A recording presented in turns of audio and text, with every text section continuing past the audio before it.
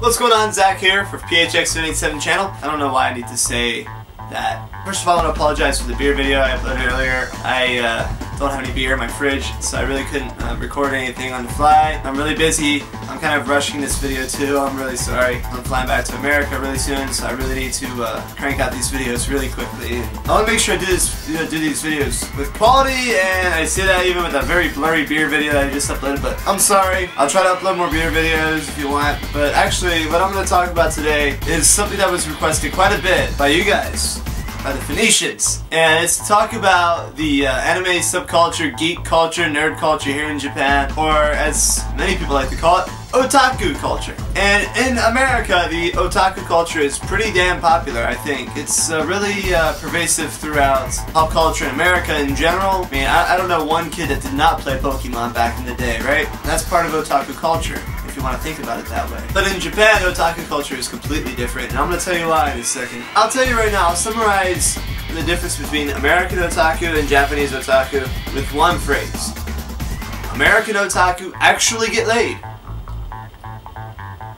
Yes, they get laid. To my Japanese friends, this is extraordinarily surprising. For my American Phoenicians, which is the bulk of you guys, you're like, well, yeah, of course, you know, I watch anime, I do cosplay, and I bang my girlfriend, right? Well, that's the thing. That's what really separates Americans and Japanese when it comes to geek culture. And it is also why it's extremely important to be very careful with your use of the word otaku. This is something I personally learned myself when I first started doing my studies on Japan. When I started studying at ASU, I joined the Japanese club, and that's where I started first meeting Japanese people. I didn't really know that many Japanese people before I moved to Arizona. At that time, when I first entered college, I was really into anime, and I was going to school to be a producer for animated TV shows and stuff like that. I kind of gave up on that because I lost interest in it. But I attended I think it was the first Japanese club event of the year. I met a guy who's been to Japan like 1,000 times. He was dating a girl from Japan, and I explained. He was like, "So why did you join the club?" I was like, "Oh, I like anime. I'm somewhat of an otaku and stuff like that." And he gave me this look. He was like,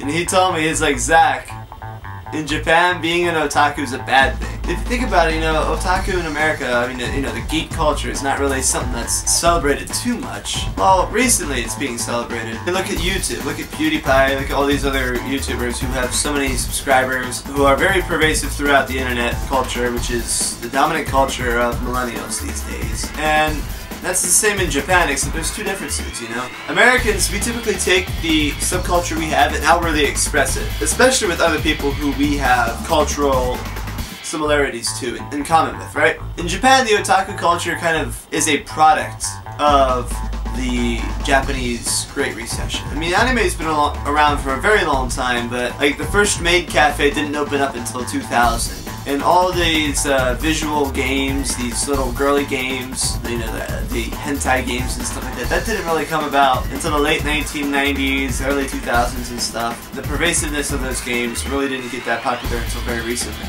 Just like in America, the pervasiveness of anime wasn't really around that much, except for Sailor Moon, Dragon Ball Z, Pokemon, amongst other popular anime titles. What defines an anime fan in Japan is the term Hikikomori. And now this is a very generalized term, and I'm also saying that not all Japanese anime fans are Hikikomori. I'm saying a significant portion of the anime fan base in Japan is Hikikomori. Now what is Hikikomori? It literally means shut-in. It's mostly, you know, younger men, usually, who are living off of their parents, staying in their house, rarely ever go outside, and these people are usually, you know, without a job, and they sort of bowed away from the Japanese system, which I can definitely understand. I'm shying away from their system as much as I can as well. But these people have also been linked to a number of sex crimes, especially recently with stalking younger kids, abducting young girls. There's been reports of, you know, hikikomori stealing bike seats and stuff just because they want to smell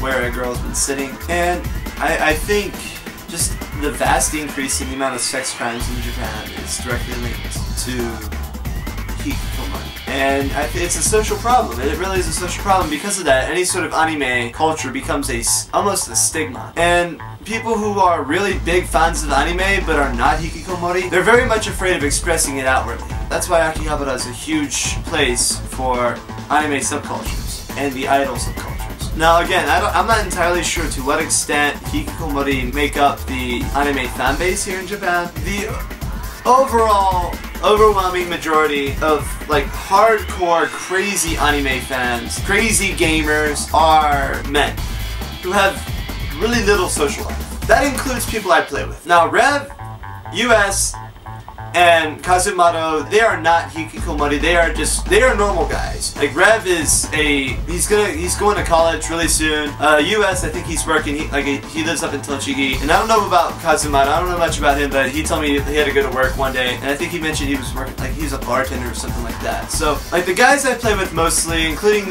some of the more recent guys you've seen on PS4 version, they are not Hikikomori. They are strong gamers. They're really powerful gamers, but you can tell when you come across a Hikikomori in a GTA Online lobby, because they are usually very high level. Sometimes most of the modders in GTA Online in Japan are these types of people. And these people also don't really have sound mental states either, from my own perceptions of them listening to them talk. But you can tell when you run across the Hikikomori, because when my Japanese friends start hurling insults at them, they just go completely ballistic. They just lose their minds completely. And I think it's because they understand their own situation and just being completely talked down to by a Japanese person. They thought they were escaping the Japanese system by coming onto this online world, and then they come across normal Japanese people who are really strong gamers like my friends, and they get shut down and they completely break down. That's when you know you come across Hikikomori. It's really hard to pronounce that word.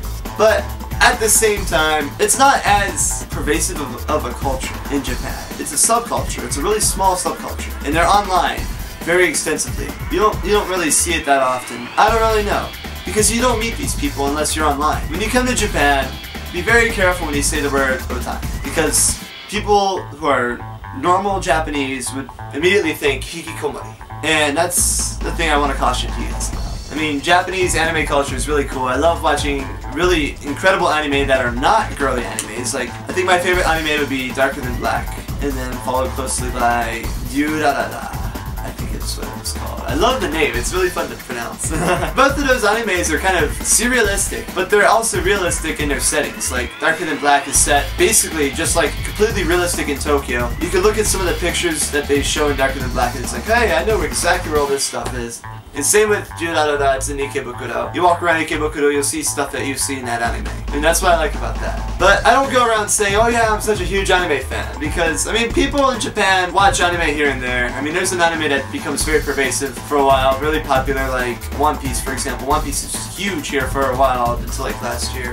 If you say to your friends, oh yeah, I'm a huge fan of Love Live, they're gonna be like, what the hell is wrong with you?